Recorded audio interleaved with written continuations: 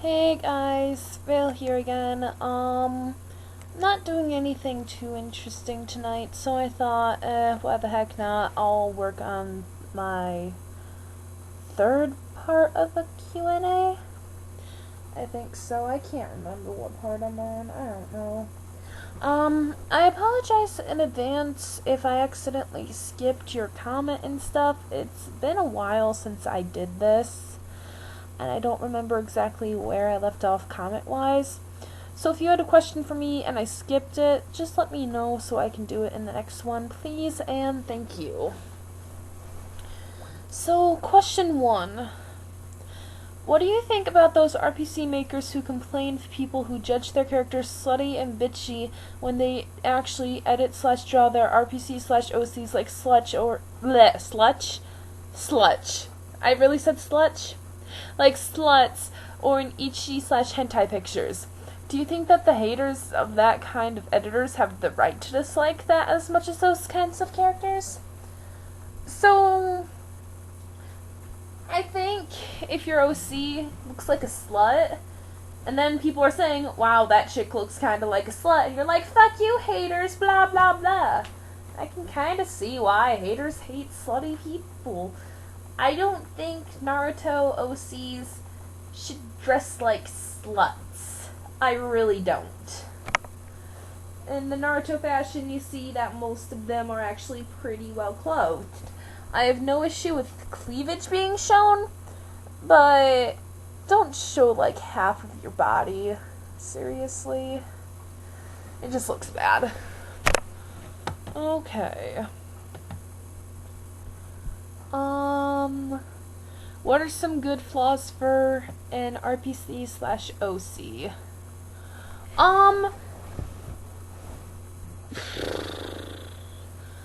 Let's see, some good flaws. Like, I know with some of my OCs, what I have for them as flaws, are things like they have trust issues, they have anxiety, they have phobias, they have etc., etc.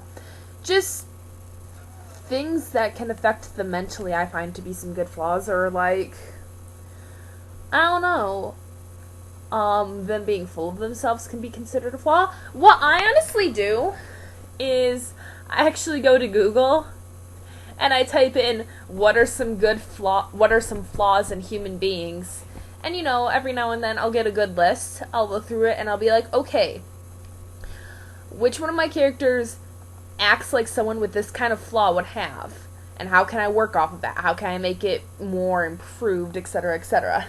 Like, one of my OCs, he didn't really... He was kind of antisocial. He was kind of a jerk. I ended up giving him some communication issues. He lacks any good social skills, because for most of his life he kind of kept to himself instead of being social with other people. So yeah, I think just looking up flaws for human beings could be a really helpful way to find what you would consider some good flaws for your RPC/OC. Whatever kind of flaw exists is good for an RPC/OC. It just depends on how you use it, How do you make your RPCs look good? What technique should you use to make better looking RPCs? I think a lot of it has to do with practice. 'Cause, my OCs personally sucked when I started. I've been RPCing for about 4 or 5 years. I started sometime in 2008, and it's 2012 right now. It might have been early 2007, I can't remember. Either way, it's come with a lot of practice, and some other things that I do is if I'm stuck on a design, I actually will look up some anime or manga characters that I like and see if I can get any ideas from that. Like, my Legend of Korra RPC is actually based, his hairstyle was inspired by Akasaka from the Higurashi series in the Exposing Demon arc. Because I really thought that the hairstyle was cool. It's like, I kind of want to try doing a hairstyle like that. I practiced drawing it, and then I was like, you know what? I can do the hairstyle. Why not use it for one of my OCs? It's just a lot of practicing and referencing and looking up ideas. Also, editing tutorials. I know some people that are like, oh, I don't like watching tutorials because they make me feel ashamed of my own skills. Honey, sometimes tutorials are the only way you get better. Feel free to ask editors that you admire questions like, how do they do this? How do they do their lines? What would they suggest trying? Just ask around, practice, and reference if you need to. Just don't flat out copy, because no one likes a copier, because copiers are mean people. Anyway, when you guys make your characters, which comes first, the design or the story? With me, it's personally a mixture of both. Like, while I'm designing them, I'm thinking, okay, what could I have happen to this OC? And, like, let's say I add a scar to, or, like, let's say I make him wear an eye patch. I'll be like, he had some sort of training accident which caused him to be partially blind in his eye. And because that was his dominant eye, he now has to wear an eye patch so he can start training his other eye, and blah, blah, blah, blah, blah. It just kind of comes up random. And, like, adding scars, I'll think of how he got that scar, he or she. Most of my characters actually tend to be male, so I'm more used to saying he than she. So yeah, for me, it's just kind of a mixture of both. Okay, so this person asked me 10 questions. Oh, this is gonna be fun. What are the top top RPCs / editors / drawers at this moment? Why do you think they deserve to be in the top spot? What do you think makes a top OC? So to me, I think right now, the top editors and OCers and RPCers in general, I think consist of, well, like, these are the names I think of when I think RPCs, because I feel like everybody knows them.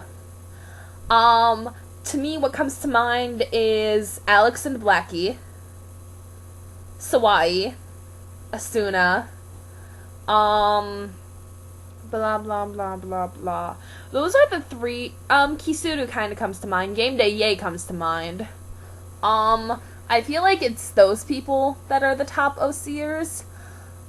I'm honestly not sure why they're in the top spot. I guess it just kind of happened. I mean, all of them are really good at editing. They're all pretty good at drawing from what I've seen. Sure, I think Ayame kind of needs to work on her anatomy because she makes her woman midsections look like fucking twigs. What? I didn't say that. Oh, yes, I did. They're all great at making videos, or at least the ones that still make videos, because I know Sawai doesn't really make videos anymore. Story-wise, do I think they deserve to be in the top spot? I wouldn't know, because I don't know anything about their stories, because there's no well, Sawai being the only exception. I think Sawai's story is, I don't think it's bad.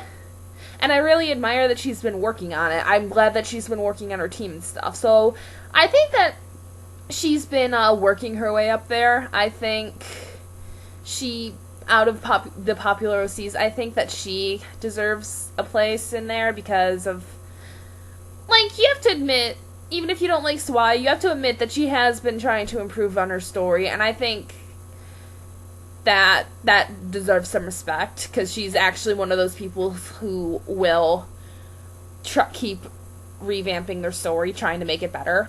Oh, Shizue. Shizue, I also think, is still a pretty well-known RPC. I'm pretty sure everyone knows Shizue. I think she deserves to be in the top spot, too, because, like Sawai, she's really been improving her story, and I don't even think her story is really that bad. From what I remember reading of it, I'd probably have to reread it again to have a more official opinion. For the RPCs like Alex and Blackie, Game Day Yay, Asuna, Kisuru, I don't really know their stories, so I can't say if I think that they deserve to be in the top spot RPC, or story-wise.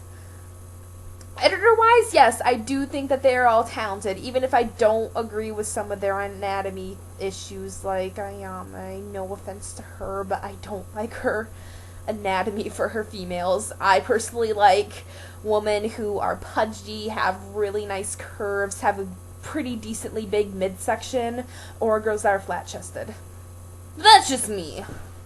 So yeah, I don't think they don't deserve it, but I don't know why some of them are in there. I think it just kind of happened. People liked their videos, they subscribed, blah blah blah. It just kind of happened, you know? What do I think makes a top OCer? Me personally, I think a top OCer should be an OC that has a beautiful design, wonderful personality, flaws, issues, blah blah blah, and a great story. That's what I think makes a top OC. But not everyone will agree with me. Some people think that the top OCs are the ones that are the best at the videos, the best at the editing, and blah blah blah blah blah. Question 2. Will you rant on big dicks anytime soon? What's to rant about? Big dicks are awesome. No, they aren't. Actually, I was actually thinking about this the other day. I don't know why, but I was. Naruto takes place in Japan.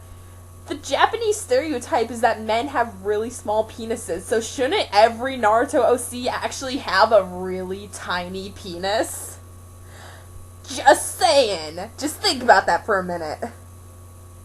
Yeah.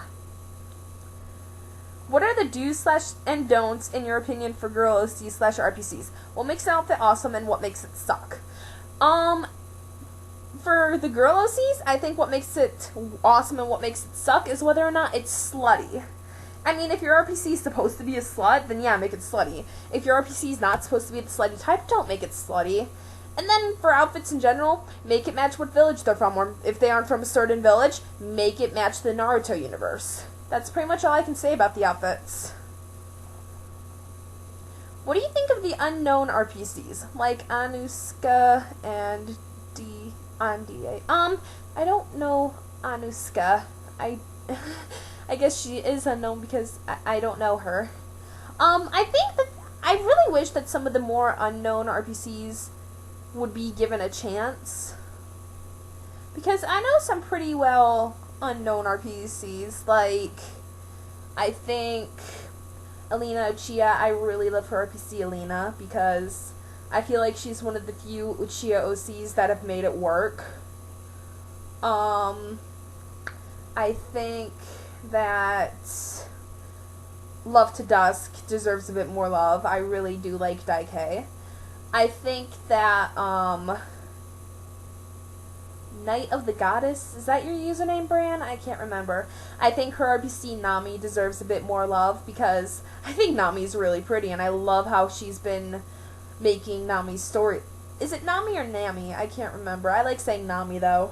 Nami, Nami, Nami, Nami, Nami. It sounds like I'm saying nom, nom, nom. Anyway, I really like her character. I really love how she's been coming along as an OC lately. I love her editing style, I love her drawing style, etc., etc. I really like Remember October's OCs, even though I don't know much about them story-wise, because she's still trying to work with them story-wise, so I don't know much of her story. But oh my god, their designs are just so beautiful. They fit in the Naruto universe so freaking well. And then I absolutely love her Legend of Korra RPC Dayu, because Dayu is just beautiful and she's paired with my Legend of Korra OC. What? I think that her OCs are really good. I like my friend Kelsey's OC. Is that how you pronounce your name? I can't remember, and I can't remember your username. It's like Azanaz or something. I really like her Naruto OC because I really loved all the thought that she put into it. I was like, whoa, this is pretty fucking good. But she's not known at all, and it makes me sad because she has a pretty good OC. I really do like her OC. I'm pretty sure a lot of people will know who I'm talking about, but Misaki Yuna, I like her RPC too. I like Yuna too. I'm not sure how known or unknown she is, but she's told me once that she thought she was pretty unknown, even though I think she's pretty known, but whatever, if you want to count her. I think that her OC is really pretty. I love that she was probably one of the first RPCers out there to give her RPC glasses, and it's just so cute. It works so well on her. And I totally would promote my channel, but I'm not that mean. And I would totally promote Rand's channel, but I'm pretty sure now everyone will know Rand's channel if I mention her channel, but whatever. I like her OCs too, but she's actually pretty well known now because she almost has 500 subscribers, and I'm really happy for her. And also, guys, I still don't know much about Rand. Don't ask me about it because I really do not know. Blah. If unknown, what does an RPC have to do to get known, in your opinion? Don't try to get known. Just, if it happens, it happens. If it doesn't, oh well. Don't purposely try to get known. If you're only in RPCing so people will notice you and get known and become popular, that's stupid. That's really fucking stupid. RPCing is supposed to be something that we do for fun. It doesn't really matter if we're popular or not. If you're making a great story that you enjoy, who gives a fuck if you're popular or not? Is drama something that an RPC should start to get known for? Should it be editing that makes them known, or drawing? What? What the... No! An RPCer should not try getting known through drama. That is fucking stupid. Do you want to have a bad name for yourself? Seriously! No, drama is not something an RPCer should start to get known for. That's fucking stupid. And editing or drawing, I don't think it really matters if people are going to get known for editing or they're going to get known for drawing. It doesn't really matter to me. What's your opinion? Editing versus drawing, what's best? Honestly, I'm going to say drawing, because honestly, and I say this as an editor, editing is nothing but tracing. I think that drawing is better because we're actually using our own skills. And yeah, I don't have anything more to say about that. I personally think editing is better. I'm awful. I personally think drawing is better. What would you say to get a person started, as in help someone new in the RPC world?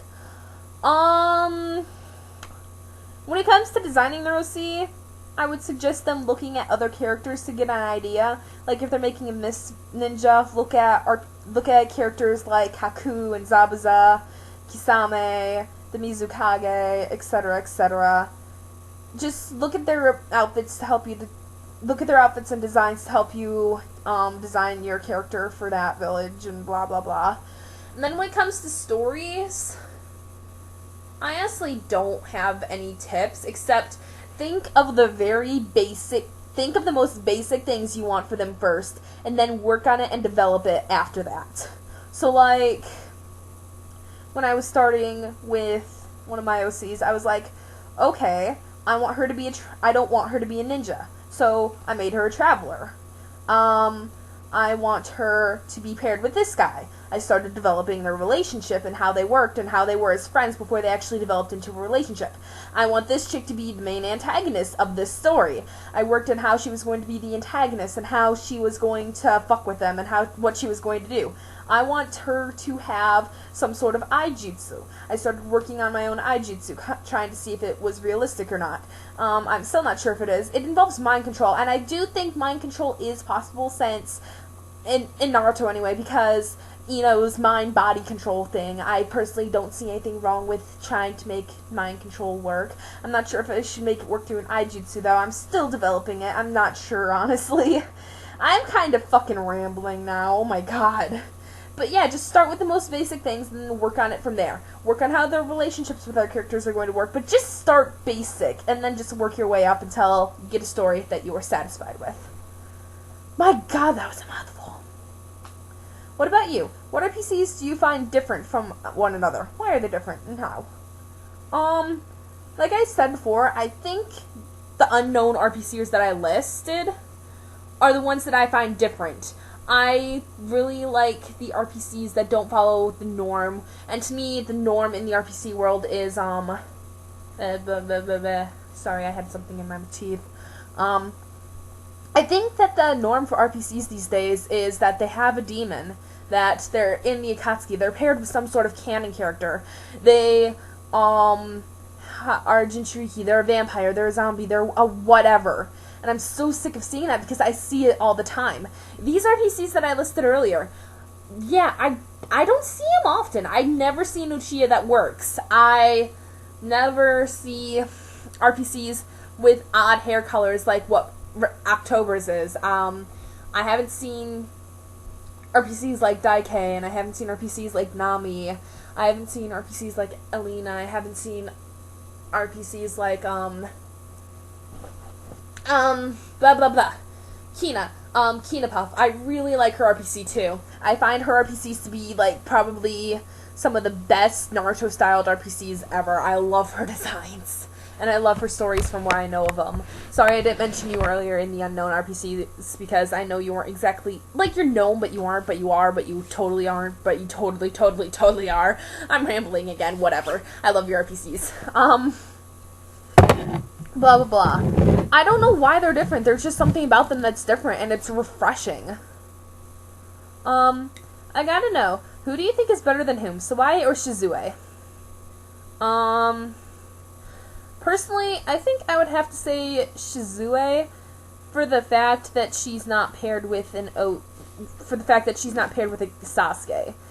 I don't like the Sasu-Sawa aspect of Sawai. I think that's probably one of the only things I really dislike about her. While Shizue is paired with an actual OC, which I find rather refreshing and stuff. I mean, they're both A-okay in my book, but if I had to choose, I would probably choose Shizue.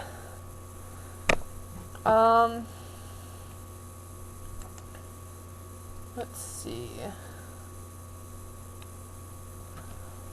Is it considered OCX canon if your character had a crush on Sasuke, but he doesn't actually like her back or are her friend or anything, and are not super devoted like Sakura and Naruto, and move on when he leaves to leave? Yeah, I actually think that's realistic, because a lot of girls actually did like Sasuke and Konoha.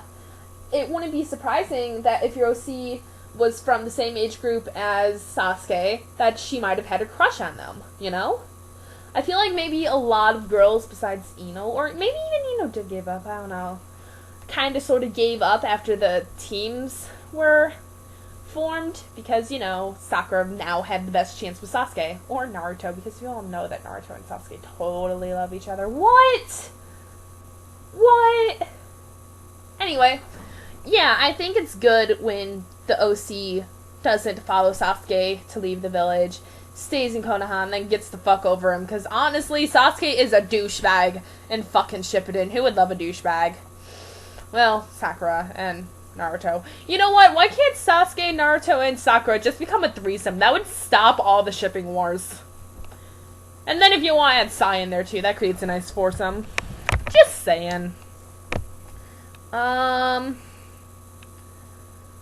Okay. What are some things that can help avoid being put in the Sue category? I find that giving the things, like, if it's something that could be considered a Sue aspect, giving it, what's the word? Giving it legit reasoning, I feel makes it better. Like, my OC, blah,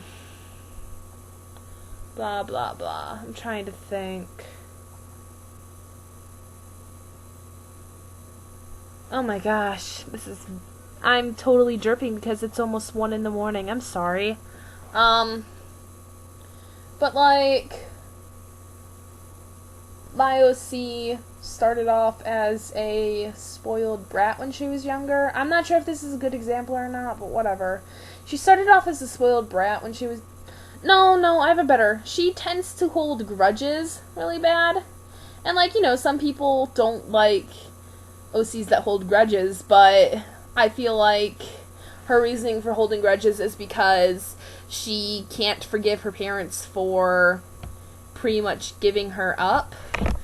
Like, there's more reasoning to it, but, like, she holds grudges for the longest time because she can't get over the fact that her parents pretty much gave her up.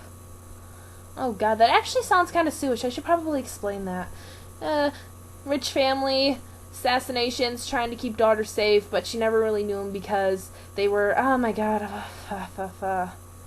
like, she's still in a development stage, so I'm not sure if it's ever going to be changed, but like, some sort of important family in some sort of important land somewhere in the world. Probably right now I was thinking some sort of like assassins keep coming after them and they're targeting their daughter and stuff. So they send her away to live with other relatives as a way to keep her safe. But because they're important village leader shit and stuff, they were always really busy and they never gave her quite as much attention as she needed when she was a child. So she holds a grudge on them for that, and because of that, because she can't get over that one thing with her parents, she tends to hold grudges over a lot of things now. Does that make any sense? I feel like that's some pretty good reasoning, but it's still in a developmental stage, so I don't know. If anyone wants to give me some criticism on that, I'd really love it. But yeah, just giving things reasoning, I think, is really helpful. I think everything that happens to your OC does deserve some sort of reasoning. Don't just make it happen to happen. Don't be like, oh, he's a cold-hearted bastard. Why? He just is. No, what happened to him to make him this way? Give it reasoning, or else it kind of becomes sewage, like you're doing it just to do it. Like, oh, he's a vampire. Why? He just is. How did it happen? It just did. Okay, that's kind of making it a sue. Whatever. How would you make an Uchiha OC realistic?